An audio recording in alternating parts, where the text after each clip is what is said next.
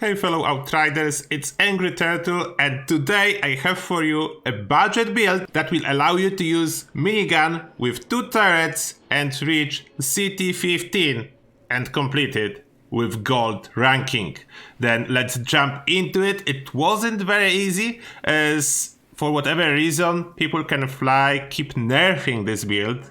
Like in last patch they nerf one of the key features that I was using before. For example, Perpetuum Mobile doesn't work anymore, then that makes it more tricky to replenish your ammo. And the other mod that increase anomaly power when you kill with minigun, it's capped at 6 stacks now, and it was uncapped before. Then they are doing their best to limit our ability to use this build, but I'm not giving up and I will show you. I crack it down, it's still working, it's still great. About the skills we are using, we have Cryo Turret, Blighted Turret, and we have Tool of Destruction. Of course, that's a key because we want to use the minigun. About the class tree in here, I needed to modify it heavily compared to my latest build. Situation changed.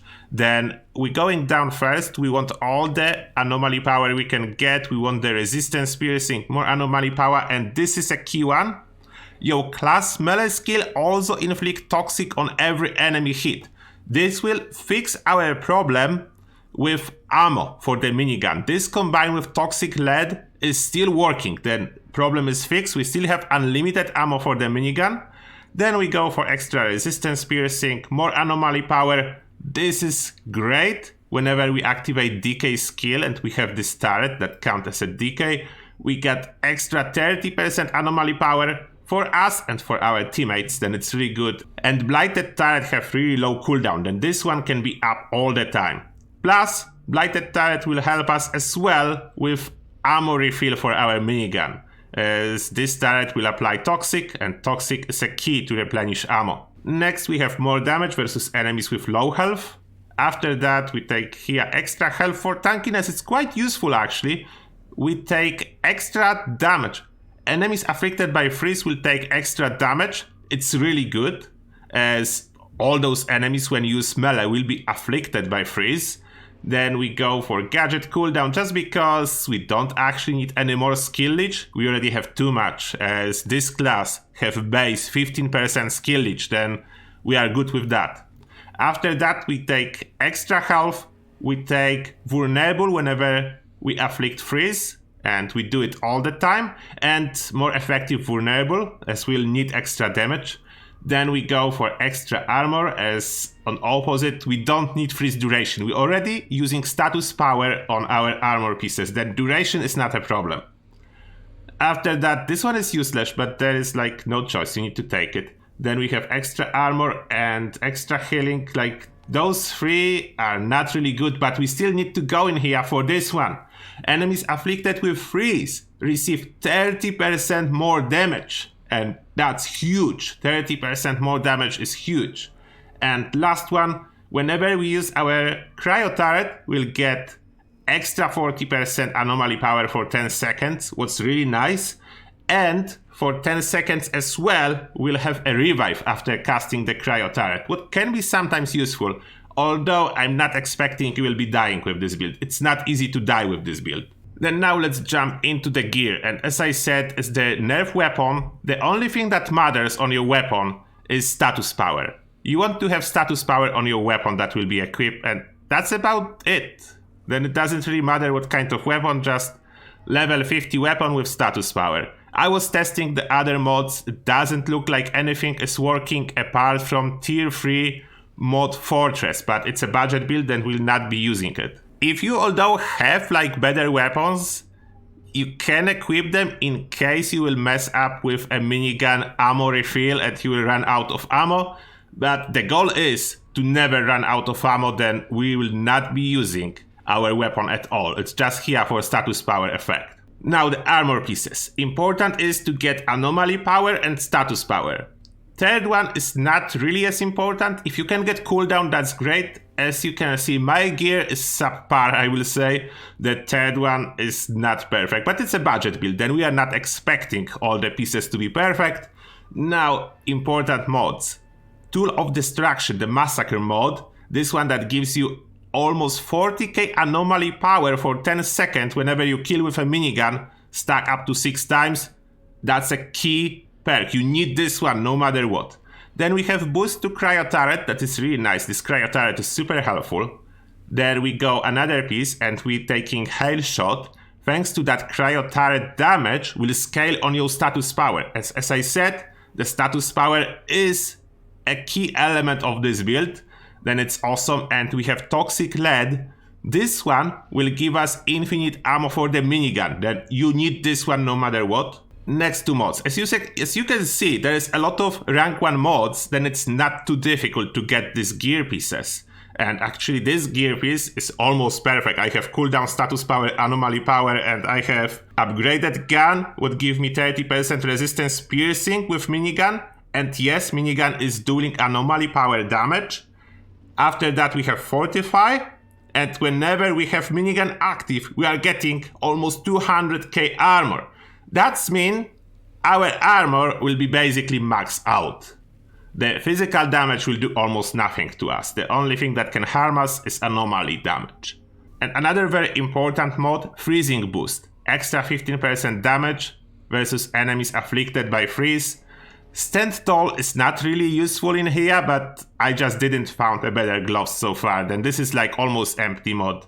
It's extra anomaly power. It's nice, but not really as good as other mods. And the last one, we have Bang for Your Buck. It's very important. Double ammo for our minigun, what makes it way harder to run out. And Radical Therapy, extra 15% damage versus enemies afflicted by Toxic. And as you can see, there is a lot of armor. We are at 85% physical damage reduction, and that is a cap for damage reduction that you can get. And now let me demonstrate how you'll be using this build and how this build works. And for that, to get CT15 on gold, you want Archways of Enoch, you can do Colosseum, or you can do Scorched Lands. The other expeditions are kind of difficult to get gold with this build because we do not have too much mobility.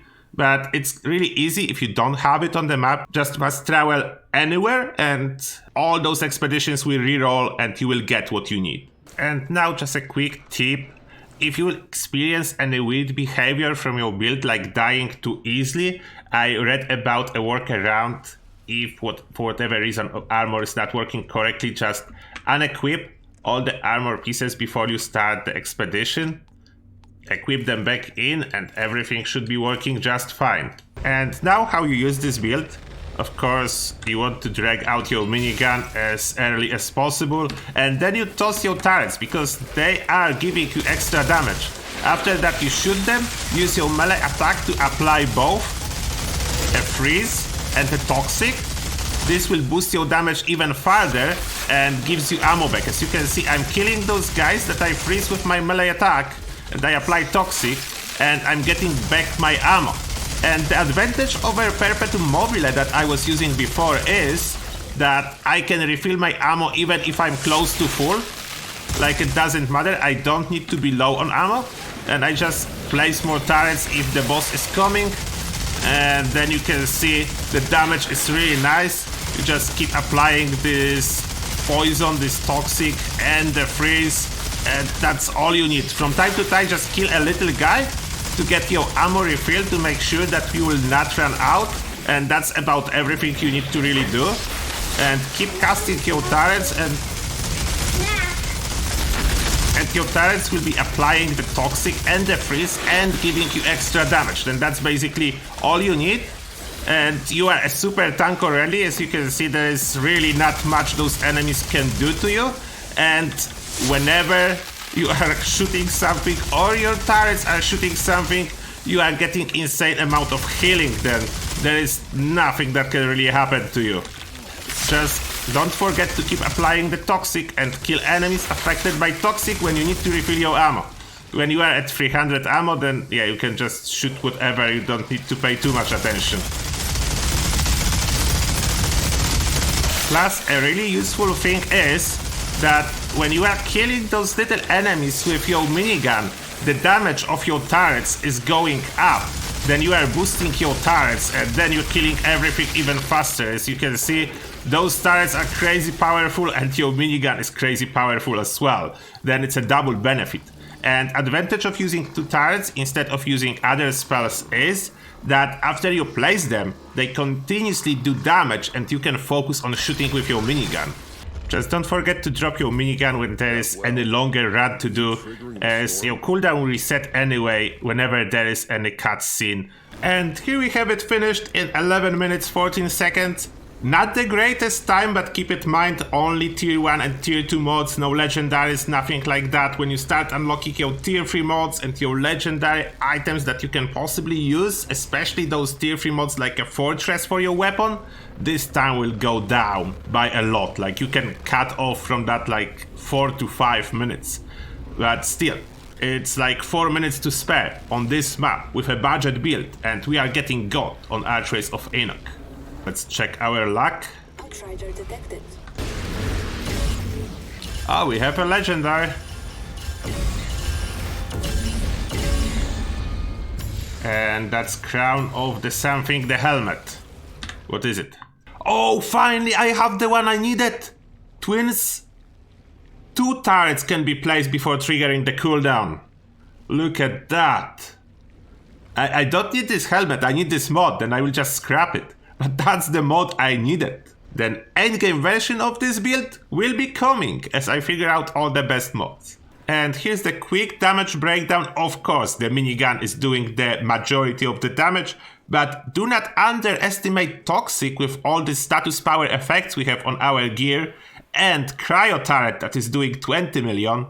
Plus the Blighted Turret is not too much, but don't forget Blighted Turret is contributing to our toxic damage, as it is applying toxic on enemies hit. Then that's what we have in here. And during the fight I accidentally dropped my minigun, and that's why you can see some grand opening and scrap grenade damage. I needed to recover mid-fight, somehow run away and kill enemies chasing me. That's why I advise to have some backup weapon. If you accidentally press swap a weapon button, it will drop your minigun and put it on cooldown. Then you can see the results on here that I was in panic mode for like 30 seconds waiting for minigun cooldown, but I survived, and that's a good news. But you can see the damage of those mods, it's not much because it was just 30 seconds survival mode for Turtle. And here you have it, guys. Budget version of Technomancer with minigun and 2 turrets. After all those nerfs, I can still get it working really well. Then I hope no more nerfs coming, as this is not a top rated build by no means. Like, it's not even close to Pyromancer power, but it's super fun. I don't want to see any more nerfs on super fun builds. If they want to balance stuff, please buff underperforming builds and instead. That will be great. And now, as always, thank you a lot for watching, and see you guys in the next one.